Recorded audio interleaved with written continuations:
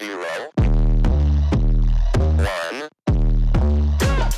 Hello and welcome to Beyond Top 10 Tennis. My name is Dr. Ashley Morgan-Burge and I am your host. And welcome to another special edition and our final special edition of the French Open. This is episode 96. Oh my goodness, has the last fortnight been jam-packed. If you've been following us throughout the entire French Open, you would have noticed a little bit of a delay over just the last couple of days. However, if this is one of your first episodes you're tuning into, thank you so much. I really would encourage you to track back to the beginning of the French Open. So the last, I'll say, probably 6-7 episodes that have come out, roughly maybe 8 at this point in time.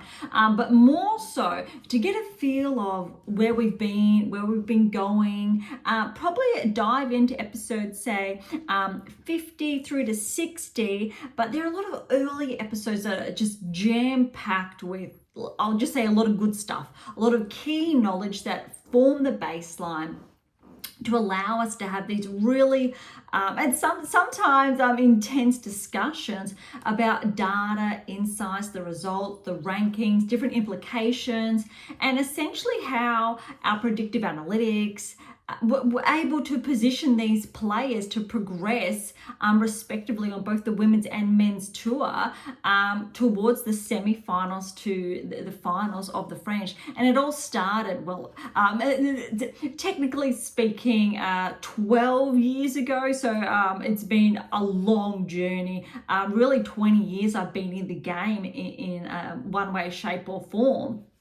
Although typically, again, if you are new, track back to those early episodes to dive in, to learn, I think, more about, say, myself, the background, where I'm coming from. Dive into AM8 International, click on About, drop down to Dr. B, that's me, and you can have a good read. Because, again, if you've been listening for some time now, you know my background, you know where we're coming from, you know that I'm the world's leading scientist and coach in this space worldwide, and that I'm the author behind 12 books, 11 specifically in this space. The latest that came out a few months ago, How to Develop a Top 10 Tennis Ranking, The Power of the 8 Key.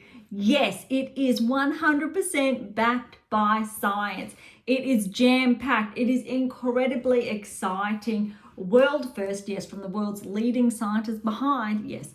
I am incredibly proud to essentially talk about this with you, to each and every one of you, whether you are an active player, former player, coach, you're an aspiring player, but all the data insights behind essentially what it really takes. And what's really important, I think, is we flagged Swiatek before she won that slam.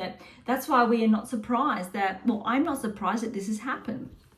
The prior text, that was the 7 keys, you'll see in the background too, really important. They essentially go together. And you've heard me talk about previously that this is what you need if you're in the top 20 looking to crack into the top 10, or if you're in the top 100. I really want to encourage you to dive into my earlier books, say the What Is Your Game Missing series, etc. And it has taken essentially the best part of the last 8-9 years to compile this, to put all the data together in a more simplified format for you to be able to really read it, but have those key takeaways, not just filled with scientific jargon that won't get you anywhere. And that's what's really important, to guide you each and every step of the way. So again, AM8 International has the pathway, so a 10-year pathway that gets you there. Really important. Enough of that, but as always, any questions around that, please do send them through. More than happy to answer them. But that's really, I think, integral to today's discussion, because we did have a little bit of a delay because I wanted to touch on the semi-finals and finals all in one episode, and to share, I think, some key touch points about that. Again, obviously, if you're listening, you know the results. I know the results.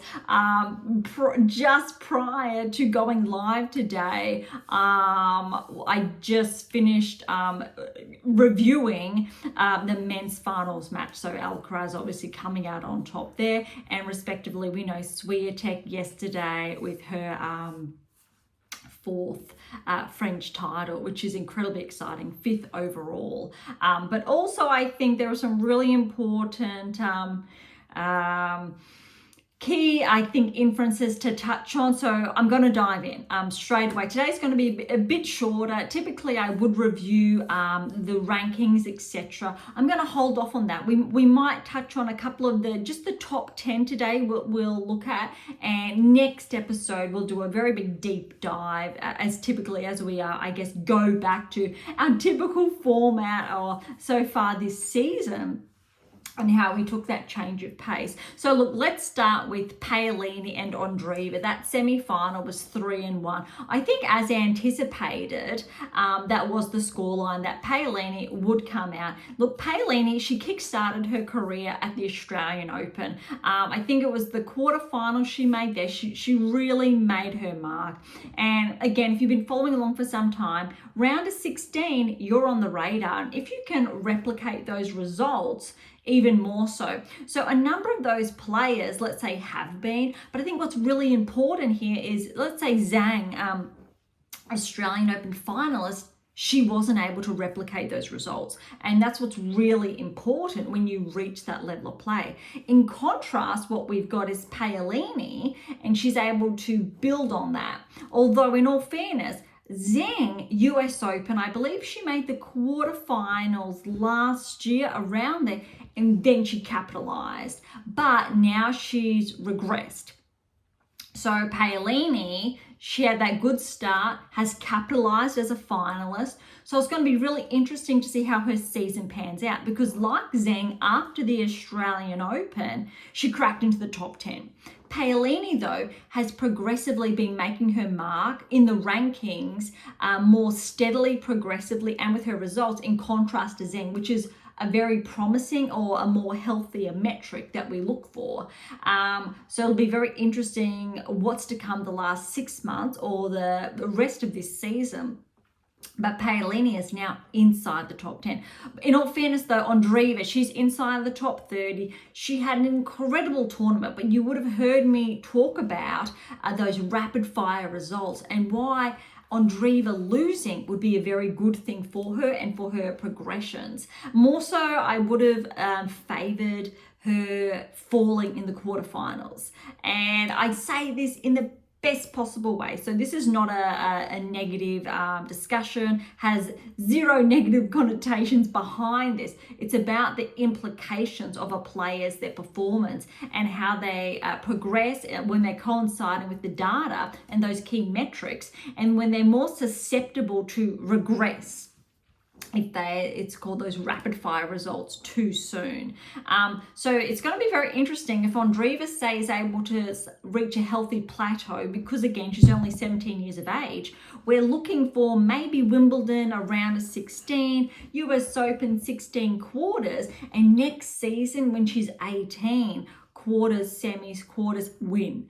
And when we look at that type of trajectory, in a manner of speaking, that's what differentiates key players and how they're able to maintain a top 10 ranking. Badosa, Raducanu. So Badosa was without that slam, got to number 2, huge regression, although she is starting to track, which is another point that we've touched on previously. So I won't hark on that today. Raducanu won her slam, huge rapid fire results, very big significant regression, too much too soon, body fell apart, needs to do all this rehab to come back and to find that level of play on a consistent basis. We haven't had that case so much in respect to the men's. It could be argued that Sinner and Alcaraz came really quickly, but in fact they were already there steadily. Alcaraz a bit quicker than Sinner. Alcaraz had a slight regression, although he has been able to maintain, which is really good. So essentially it's 1 Grand Slam per season for the last 3 seasons. Maybe this season there will be more, but it's a very good metric. It's not as though it's been 4 and 4 or 2, 3 and 4. It's been stabilized, in a manner of speaking. Another very good metric. Swiatek is on a similar front as well, how it's been essentially almost seasonal, and it's been able to maintain. Gauff, again, very similar. So she won the US Open last season. She's been a French Open finalist. She's been making the semi-finals consistently. And to make, I think, the semi-finals again at this level is a very good sign. And that's why Gauff is at a career high now, number 2 in the world. Very exciting, incredibly well-deserved. Sure, it could be argued that Sabalenka, she has that slam, though really Gauff, Sabalenka, yes, Sabalenka's on 2 slams to Gauff's 1. Gauff's been more consistent in the last, I would say, best part of the last 24 months at the slam level of replicating those results. It's very small though, because again, we're looking at micro discrepancies. So again, with all my work, let's say amplified about the top 10 and really pulling them apart to share what differentiates a player who's able to win a Grand Slam to not win a Grand Slam. And there's a very big differential there between those players inside the top 10 and those who are not. And that's really important, I think, to share and really get our heads around that this is not a bad thing. This is really about, if you want to become one of the best tennis players in the world, get a top 10 ranking, win a Grand Slam, and replicate that to 2, 3, 4 plus, this is the pathway and what needs to happen to get there. Okay, so Paolini, Andreeva, we've touched on that. Paolini's, despite, I think we'll get to the finals shortly, but this was a very solid match, clean match from Paolini. Andreeva, she stepped her game up, I think, to begin with, but then Paolini capitalized. And all in all, I think it was a really nice match to watch. Next one, Swiatek Gauff. If you were on the edge of your seat as I was, that's great. It was a really exciting match. I think the first set was very clean. Swiatek did. Gauff really couldn't get out of the blocks, in a manner of speaking. The second set, Gauff started to deliver and it became, let's say, more problematic for Swiatek. Dare I say, if that went to 3 sets, that definitely could have been, say, a tiebreak in the third, potentially, if Gauff really peaked. Although, given how Swiatek performed in the finals, that's probably arguable, maybe not so much.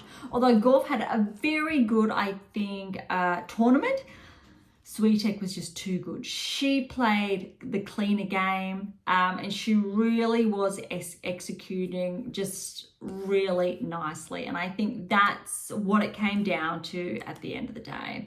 All right, so we know who progressed then to the finals, Swiatek, Paolini. Now, another maiden Grand Slam finalist. And we've had a number of these over the past, well, couple of years. I don't have the data in front of me, but we know, I think it was last year, Mikova, for example, Swiatek beat to win the slam. We've got Paolini now this year. And I've touched on this previously, that the French Open is a very good time where we have these players really peak that typically wouldn't on other surfaces or all year round. Paolini, however, is different because she already started to peak at the Australian Open. She's had a very huge success in Dubai, winning that title, and she's been able to essentially maintain a level that correlates with her ranking. And that's a really important insight. Swiatek, although we're getting down to the nitty-gritty of this match, sure, it went for just over an hour. I think it was a lot closer than the scoreline actually, I think, insinuates, because it was 2-1. Paolini, she did her best to become a problem, to make problems for Swiatek. Paolini, she did not play bad, and that's really important to underscore. Swiatek was just too good. It's probably similar, her level of play, when you're looking at the likes of, say, a Serena, when she was just too good for the other players on that day. And this tournament, the French, with Swiatek's game, it just complements how she plays.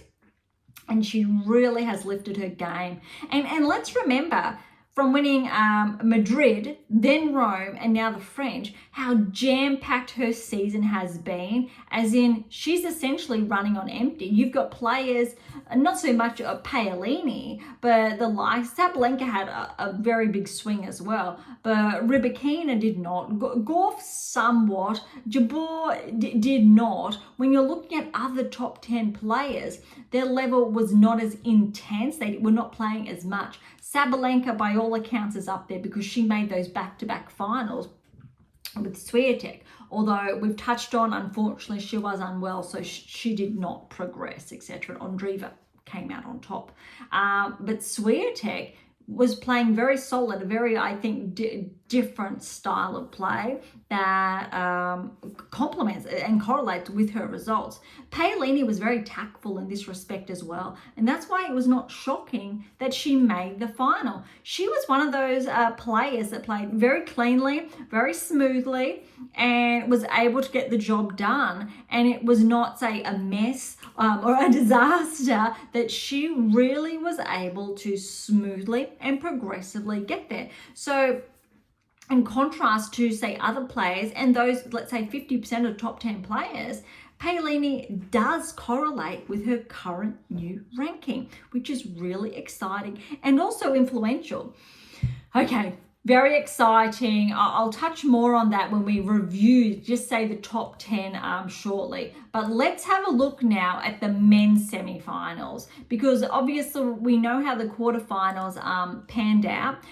So we also know that Ruud essentially was running on clean legs. And look, Ruud and Zverev went for, 2.5-ish hours, and you had to say that Ruud was the favorite. Cleaner legs. Zverev was coming on back-to-back 5-setters, but Zverev came through. 2-6, that first set Ruud played very well, but then 6-2, 6-4, 6-2. This was a really good match from Zverev, so much so it was almost disappointing to watch his level of play in the finals, that I thought that he definitely would have capitalized even more, although all compliments then go to Alcaraz.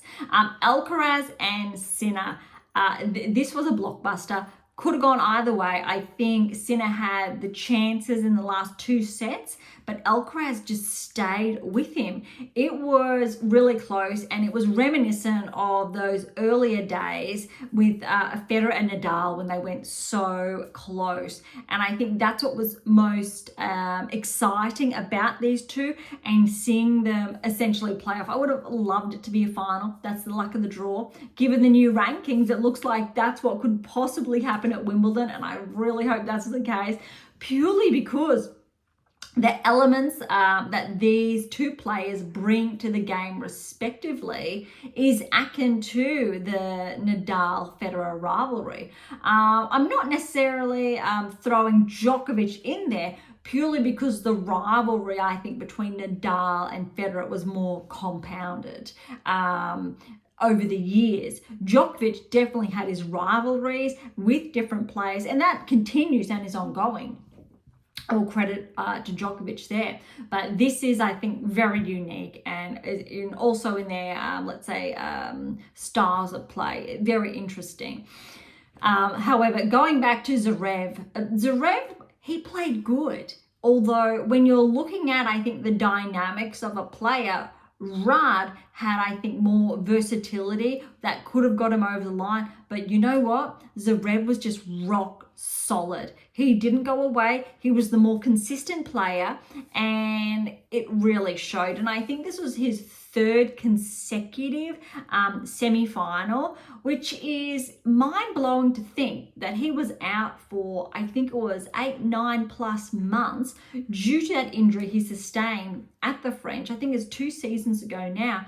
And he was able to come back and still excel, which is an incredible process. Most athletes, players, do not recover as steadily and get that similar results the following season. This is great. By all accounts, however, we both know Federer and Nadal have taken time off tour, rehabbed injuries, come back and reached the finals of slams and won slams. And they're huge anomalies, very exciting, which is very important to note because Djokovic now, he's had an ailment, he's had his surgery, potentially he could be written off, but if Federer can do it and if Nadal can do it, then Djokovic definitely can do it. It's not going to be shocking if he wins Wimbledon. Even though he's taken a hit in the rankings, I mean, again, it's going to be a very big anomaly because of that. But because statistically and historically, Federer and Nadal have done that. Sure. That said, time frames, given that there's roughly probably 4 weeks between, say, a surgery and the commencement of Wimbledon, actually, I think it's going to be less than 3 weeks in all fairness. That's a very small time frame. And so I think it definitely depends on the severity. And without knowing the details of the severity and being able to, say, contrast the severities or various, say, implications of a Federer or Nadal injury, ailment, rehabilitation process, it could be akin to someone tearing a tendon to just stretching a ligament. Very, very different rehabilitation processes, very significant time frames in the rehabilitation process and implications for the game. That's a whole other discussion, so I'm not going to dive down that hole today. All right, Alcaraz coming out on top against Sinner, 2-6, 6-3, 3-6, 6-4, 6-3. Went for just over 4 hours in contrast to Zverev's match, which I think was his quickest match over the last 3, for example. But we know what happened. Alcaraz and Zverev in the final. Definitely, I think by all accounts, Zverev had those opportunities to close it out, let's say sooner rather than later, but that just was not meant to be. And fancy, I think, going in 5 sets when by all accounts I think Zverev could have cleaned that up in 4, though Alcaraz was just too good and Zverev lost that momentum. We know the scoreline, so Alcaraz really was good. First set 6-3, and it looked like if Alcaraz kept that level of play, then it potentially could be done in 3. I wasn't confident that Zverev could win in 3 sets. It was definitely going to be a minimum of 4 sets if Zverev capitalized. Potentially Zverev was favored purely because how his season has panned out. That said, what's really important is the data supported Alcaraz when we're looking at Grand Slam results specifically, purely because Alcaraz has had that level of success over the last 3 seasons, as I've shared. And we know replicated success, when you win your 2nd, 3rd, 4th, etc., the time frames in between that. To learn more about that, tune into read the What Is Your Game Missing series. So what is your game missing? What is your game missing now? What is your game missing to win? Really dives into that and what it takes. And essentially our data understands who will win a 2nd Grand Slam with time frames. It's that exciting. And given time frames and Alcaraz, we knew this. Same goes for Swiatek and Sabalenka when she won early this year.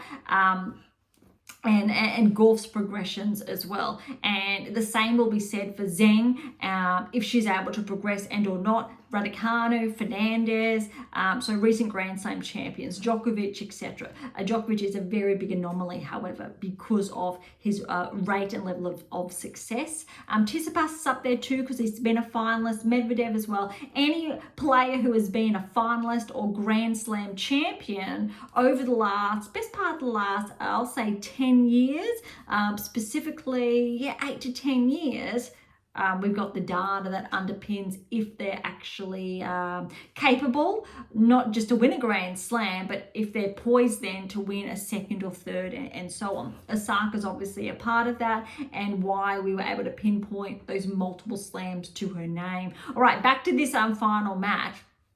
Really interesting because Alcaraz had that level, Zverev dropped, then Zverev's level came up in the second, Alcaraz's level then dropped. Third set, Zverev definitely, I think, had the level. Alcaraz was very close, and then Zverev just cleaned that off. Really good set, 7-5, and it looked like Zverev, if he could come out of the blocks at the same level of play in the fourth, he had it done. He had his maiden slam. So for Alcaraz to win the fourth set 6-1 was almost absurd. He just picked his game all the way back up. Zverev did not play the same level of play. He just could not maintain that level. Alcaraz could. And I think this is where those earlier 5-set matches took its toll, because Alcaraz looked like he had more energy in him. He was using the momentum. He was able to craft points. He was a lot more clever on the court. Zverev started pushing the ball, not going for as much. By all accounts, he still had some absolutely sensational shots. Great points in there. So this isn't to take away from him in any way, shape or form, but Alcaraz was the more cleaner player, the one that was not as scared or tentative to go for his shots. Because look, the fifth set as well, 6-2, he just ran away with it, got those early breaks and was able to capitalize. And look, I think it's been said that, respectively, that Swiatek is the first, I think, or the youngest 23-year-old on the women's tour to have not just 5 slams to her name, but 3 consecutive Frenches to her name. So I think she has some really exciting statistics there that she's been breaking down, and the same number of French Open titles as Nadal did at the same age. Very cool. Alcaraz, though, he's a little bit younger, which is, again, equally absurd on both fronts. Now, 3 slams to his name, Swiatek with 5. Alcaraz, though, is the youngest male player to have, I think, 3 Grand Slams now on 3 different surfaces.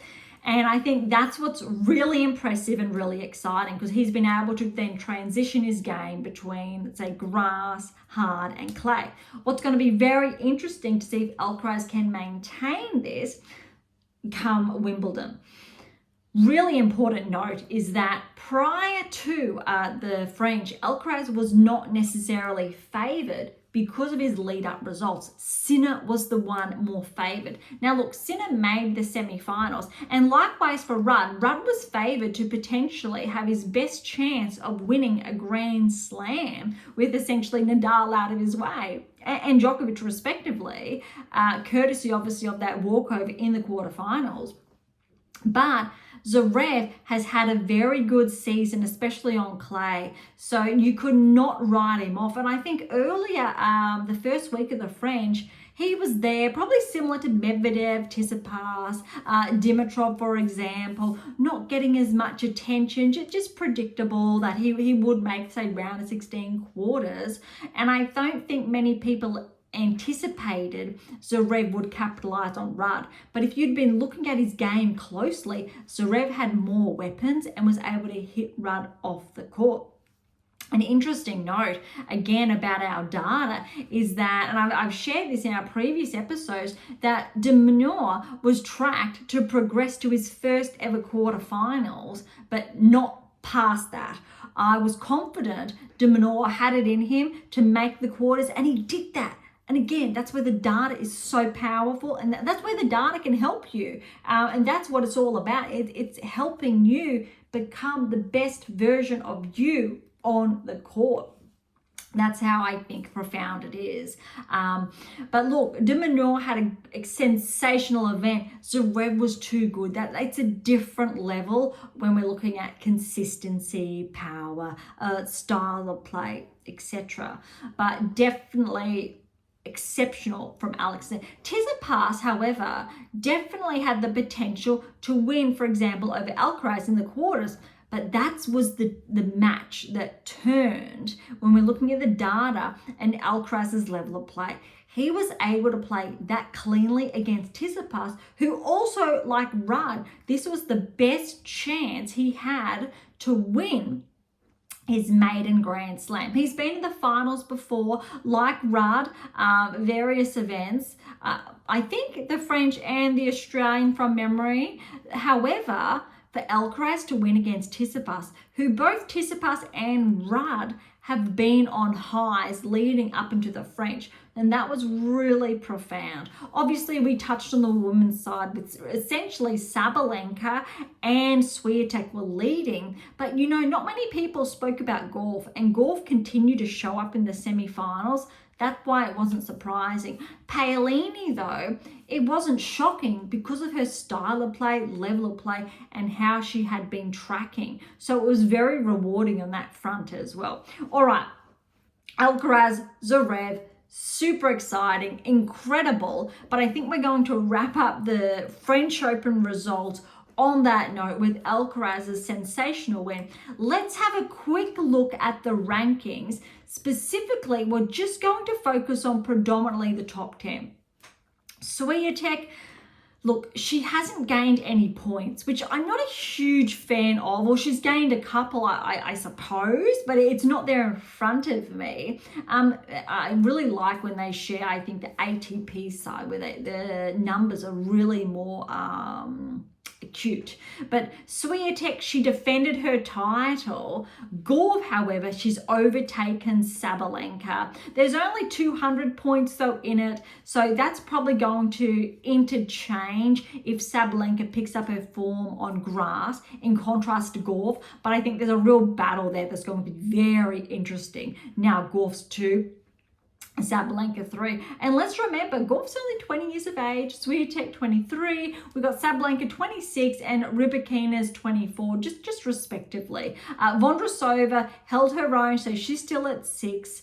She's 24 as well. Paolini's a little bit older at 28, and sure, there's been Pegula's 30. There's a lot of, I think, talk that Paolini was a late bloomer, and I'm just going to disagree with that purely because these players who are younger are earlier bloomers. They are the anomaly. They are earlier. And we go through cycles where we have some younger players and then older, and then younger and older. Remember Li Na. She didn't win that slam. She didn't peak until I think her early 30s, around 30, 31 years of age. Sure, that's a couple of years ago, but we had the era of, say, Hingis, very young, and then it changed, and it does do this. And look, Zheng, she's 21 years of age, made that final. Sure, we've had Raducanu, Fernandez were very young as well, reaching the final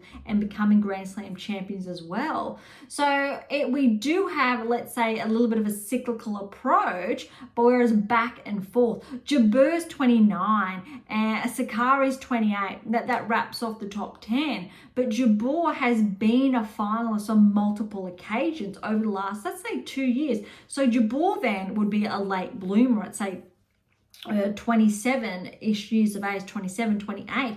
But that's typically when we're looking at a player to peak when they are healthy. If you're peaking prior to that, it is an anomaly, which we do not see every generation, but you do see some incredible ones that come through from the likes of a Swiatek and a Gauff to an Alcaraz and a Sinner. For example, last generation, that wasn't the case. If I say that the Djokovic, Federer, Nadal generation, there was a gap between the next before the now because their generation lasted a lot longer and there was no player essentially to come in to take that throne until now we have those other younger players coming through. But it's a very interesting discussion, but age should not be, I think, it does not denote a player's level of success if you're in a ballpark or a certain window. So I think that the only changes we've essentially had is Gauff has progressed to 2, Sabalenka's back 1 at 3. We've got Paolini. We've touched on that previously. She's now inside the top 10. Was great. But let's remember, she was seeded 12th, ranked 13 because Pegula did not play. And this is not surprising. Sakkari, she didn't have a very good, I think, start at the French. So she's regressed 2 back to 9. Jabeur, she's back 1 to 10. So I think as far as rankings are concerned, the more susceptible players are essentially Pegula and Sakkari when we're looking at levels of play, but also Jabeur. We're going to go Zheng in there as well. And so the rule of 50% I've been touching on all season long remains true. Swiatek, Gauff, Sabalenka, Rybakina, and now Paolini. Pegula's fallen behind when we're looking at Grand Slam levels of play. Vondrousova, she was actually had a good tournament, but let's see, that's going to interchange potentially. But we'll find out in the next couple of weeks, especially with Wimbledon around the corner now. Zheng, Sakkari and Jabeur. Her performance has been fluctuating all season. This was her best result all season long. Sakkari, not at Grand Slam level, but other tournaments she's been good. Zheng has not been able to deliver. She actually played okay this event, but the tournaments in between, not so much.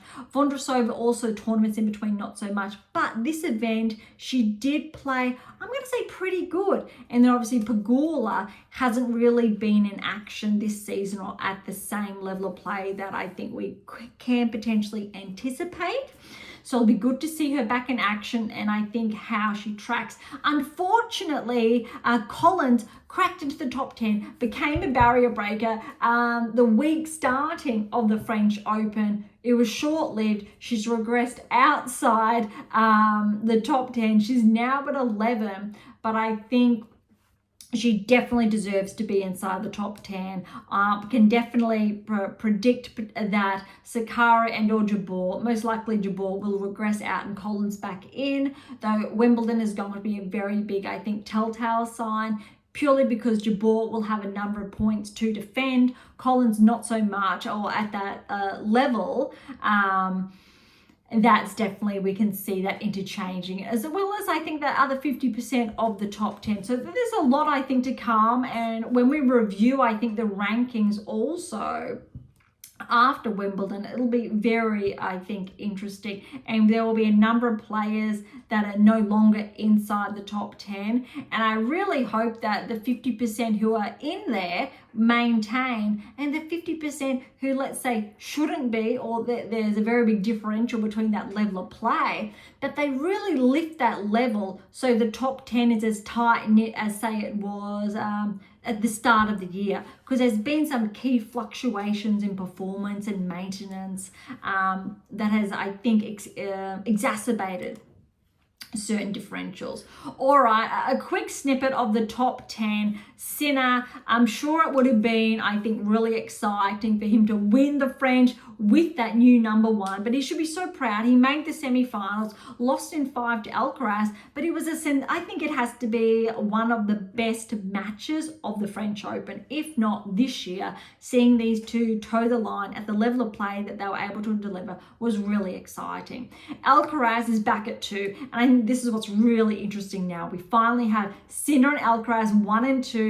This is what we were looking forward to, and it's going to be very hard for Djokovic now, I think, to get back to 2 and or 1 respectively, if Sinner and Alcaraz can maintain this level. I still think that there's a difference between Zverev's level of play and Djokovic's level of play by all accounts. So Djokovic is happy there at 3. However, it's also going to depend on his ability come Wimbledon and the rest of the season. If he's in action, if he is sidelined longer, then by all accounts, Zverev could very well catch up to him if he's able to maintain that level of play. There is only, however, 400 points separating Medvedev and Zverev. So if Medvedev has a good performance at Wimbledon, more likely there will be an interchange there. Noteworthy, however, here, when we're looking at age ranges, sure, 22, 21 respectively, Sinner, Alcaraz. We know Djokovic is 37,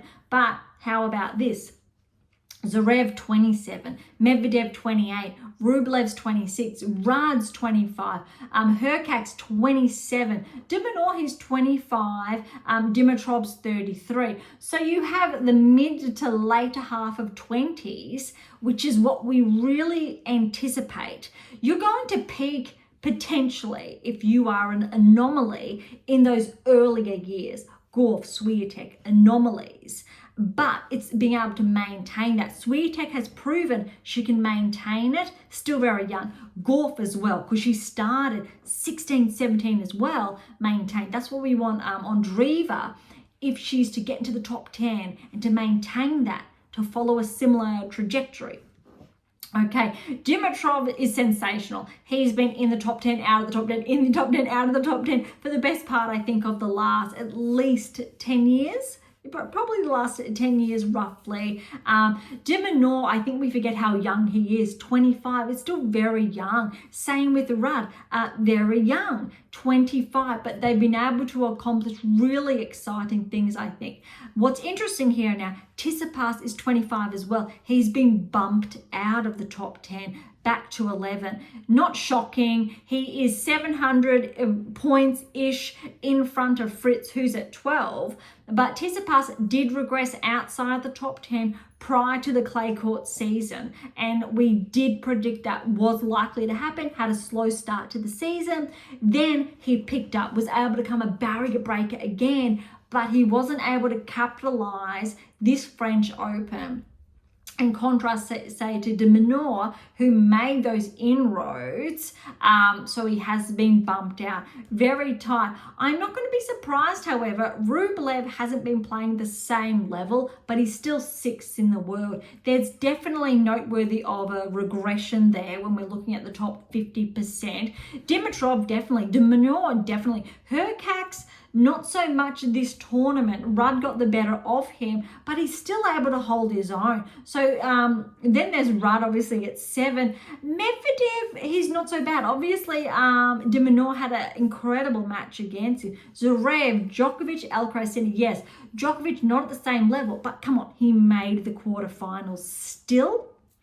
So still there. So I think the only big anomaly there potentially is Rublev, and Tsitsipas, because of his current level of play on clay, is deserving of that. However, I think it's really a case of Rublev being more consistent over the current season, and why there's been those, I think, a little bit of movement there. But again, grass court season will be very interesting. I think it will solidify the rankings, but also pull it apart. So make it more evident of who really belongs and who doesn't, to set us up then for the Olympics.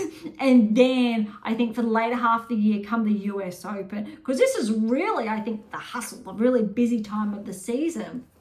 And players like Swiatek, she's had a full jam-packed season. She incredibly successful, even going back to Miami, Indian Wells, how she was playing. Collins, very similar. Gauff as well, very jam-packed. Sabalenka wasn't as consistent until the clay court season started, and she had those really big, I think, came so close to beating, I think, Swiatek in Madrid, and then obviously still made the finals in Rome.